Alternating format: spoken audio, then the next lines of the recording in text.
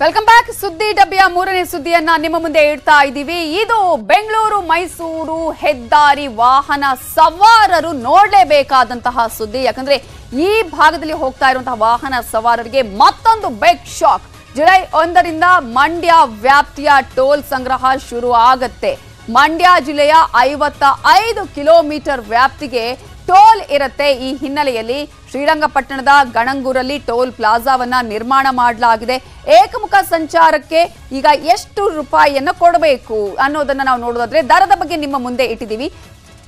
Car, jeep ಆಗಿರಬಹುದು ಅಥವಾ ಇತರೆ ವಾಹನಗಳಿಗೆ ಯಾವ ರೀತಿಯಾದಂತಹ ಸಂಚಾರದ ದರವನ್ನ ವಿಧಿಸಲಾಗಿದೆ ಅನ್ನೋದನ್ನ ನೀವಿಲ್ಲಿ ಗಮನಿಸಬಹುದು.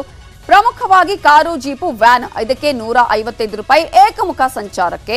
ಲಘು ವಾಣಿಜ್ಯ ವಾಹನ ಮಿನಿ ಬಸ್ಗಾದ್ರೆ 250 ರೂಪಾಯಿ, ಟ್ರಕ್ ಅಥವಾ ಬಸ್ ಆಗಿದ್ರೆ 2 ಆಕ್ಸೆಲ್ ಆದ್ರೆ 525 ರೂಪಾಯಿಯನ್ನ ಏಕಮುಖ ಸಂಚಾರಕ್ಕೆ ಕೊಡಬೇಕು. 3 ಆಕ್ಸೆಲ್ನ ವಾಣಿಜ್ಯ ವಾಹನಕ್ಕೆ 575 ರೂಪಾಯಿ, ಬಹು ಆಕ್ಸೆಲ್ ವಾಹನಕ್ಕೆ 825 ರೂಪಾಯಿ, ದೊಡ್ಡ ಗಾತ್ರದ ವಾಹನಕ್ಕೆ 1005 ರೂಪಾಯಿ ಏಕಮುಖ ವಾಹನ ಸಂಚಾರದ ದರವನ್ನ ವಿಧಿಸಲಾಗಿರುವುದನ್ನು ಗಮನಿಸಬಹುದು. ಏನೋ ಸುದ್ದಿ ಡಬ್ಬಿಯ 4ನೇ ಸುದ್ದಿ ನಿಮ್ಮ ಮುಂದೆ ಇಡ್ತಾ ಇದೀವಿ. ಪೋಷಕರೇ, ಈ ಸುದ್ದಿಯನ್ನ ನೀವು ತಪ್ಪದೆ ನೋಡ್ಬೇಕು. ಯಾಕಂದ್ರೆ ಬೈಕಲ್ಲಿ ಸಂಚಾರ ಮಾಡುವಂತಹ ಸಂದರ್ಭದಲ್ಲಿ ಮಕ್ಕಳಿಗೆ ಎಷ್ಟೋ ಸಲ ಹೆಲ್ಮೆಟ್ ಹಾಕ್ಸೋದೇ ಇಲ್ಲ. ಮಕ್ಕಳೆಲ್ಲ ಪರವಾಗಿಲ್ಲ ಬಿಡಿ ಅಂತ ಅಂದ್ಕೊಂಡಿರ್ತೀವಿ. ಆದ್ರೆ ಯಾಕೆ ಹಾಕಬೇಕು ಅನ್ನೋದಕ್ಕೆ ಈ ಸುದ್ದಿಯನ್ನ ನೀವು ನೋಡ್ಬೇಕು. ಈಗ ಬೆಂಗಳೂರಿನಲ್ಲಿ ಕೇರಳ ಮಾದರಿಯ ರೂಲ್ಸ್ ಅನ್ನ ಜಾರಿಗೆ ತರೋದಕ್ಕೆ ಎಲ್ಲಾ ರೀತಿಯ ತಯಾರಿ ನಡೆದಿದೆ. ಇದರ ಬಗ್ಗೆ ಡಿಸಿಪಿ ಆಗಿರುವಂತಹ ಅನುಚೇತ್ ಅವರು ಮಾಹಿತಿಯನ್ನ ಕೊಟ್ಟಿದ್ದಾರೆ. ಹಾಗಾದ್ರೆ ಕೇರಳ ಮಾದರಿ ಏನು? ಯಾಕಂದ್ರೆ ಎಲ್ಲೇ ಹೋಗುವಂತಹ ಸಂದರ್ಭದಲ್ಲೂ ಕೂಡ ಈಗ ತಂದೆ ತಾಯಿ ಅಥವಾ ತಾಯಿ ಇದ್ರೆ ಕರ್ಕೊಂಡು ಹೋಗುವಂತ ಸಂದರ್ಭದಲ್ಲಿ ಅವ್ರು ಮಾತ್ರ ಹೆಲ್ಮೆಟ್ ಹಾಕಿರ್ತಾರೆ. ಮಕ್ಕಳಲ್ವಾ ನಡೆಯುತ್ತೆ ಅಂತ ಹೆಲ್ಮೆಟ್ ಹಾಕ್ಸೋದಿಲ್ಲ. ಇನ್ನು ಮುಂದೆ ಹಾಗಲ್ಲ. ಸಂಚಾರ ಮಾಡುವಾಗ ಎಷ್ಟು ಜನ ಪ್ರಯಾಣವನ್ನ ಮಾಡ್ತೀರಿ? ಈಗ ತಾಯಿ ತಮ್ಮ ಮಕ್ಕಳನ್ನ ಕರ್ಕೊಂಡು ಹೋಗ್ತಾ ಇದ್ರೆ ಮಕ್ಕಳು ಕೂಡ ಹೆಲ್ಮೆಟ್ ಅನ್ನು ಹಾಕಬೇಕು. ತಂದೆ ಕರ್ಕೊಂಡು ಹೋಗ್ತಾ ಇದ್ರೆ ಮಕ್ಕಳಿಗೂ ಹೆಲ್ಮೆಟ್ ಹಾಕಿಸಿಕೊಂಡೇ ಹೋಗ್ಬೇಕಾಗತ್ತೆ. ಇದು ಮಕ್ಕಳ ಸೇಫ್ಟಿ ದೃಷ್ಟಿಯಿಂದ ಮಾಡಿರುವಂತದ್ದು. ಹಾಗಾಗಿ ಎಲ್ಲರಿಗೂ ಕೂಡ ಹೆಲ್ಮೆಟ್ ಕಡ್ಡಾಯ ಆಗತ್ತೆ.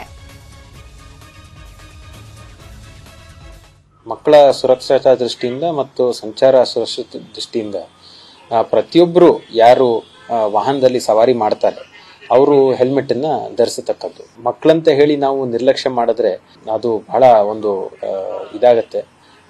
ನಾವು ಯಾವಾಗಲೂ ಅವರ ಸುರಕ್ಷತೆಯನ್ನ ನಾವು ಮೊದಲಿಗೆ ಆದ್ಯತೆ ಕೊಟ್ಟು ಅವ್ರಿಗೆ ಹೆಲ್ಮೆಟ್ ಅನ್ನು ಧರಿಸೋದಕ್ಕೆ ನಾವು ವ್ಯವಸ್ಥೆ ಮಾಡಬೇಕು. ನೋಡಿ, ಎಲ್ಲೂ ವಿನಾಯಿತಿ ಇಲ್ಲ.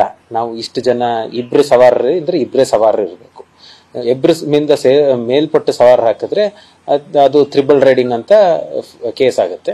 ಪ್ಲಸ್ ಪ್ರತಿಯೊಬ್ರು ಯಾರ್ಯಾರು ಸವಾರಿ ಮಾಡ್ತಾರೆ ಅವ್ರು ಹೆಲ್ಮೆಟ್ ಅನ್ನ ಹಾಕೋಬೇಕಾಗುತ್ತೆ. ಪ್ರತಿಯೊಬ್ರು ಹಾಕೊಳ್ಳೋದು ಉತ್ತಮ ಅಲ್ವಾ? ಈಗ ಈ ಯಾವ ರೀತಿಯಲ್ಲಿ ಅಪಘಾತಗಳಾಗ್ಬೋದು ಅಥವಾ ಇದಾಗ್ಬೋದು ಅಂತ ನಾವು ಹೇಳಕ್ ಆಗೋದಿಲ್ಲ. ಇದೊಂದು ಸುರಕ್ಷತಾ ಒಂದು ಕ್ರಮ ಇದು. ಹಾಗಾಗಿ ಪ್ರತಿಯೊಬ್ರು ಯಾರು ಸವಾರಿ ಮಾಡ್ತಾರೆ ಮತ್ತೆ ವಾಹನದಲ್ಲಿ ಓಡಾಡ್ತಾರೆ ಅವರು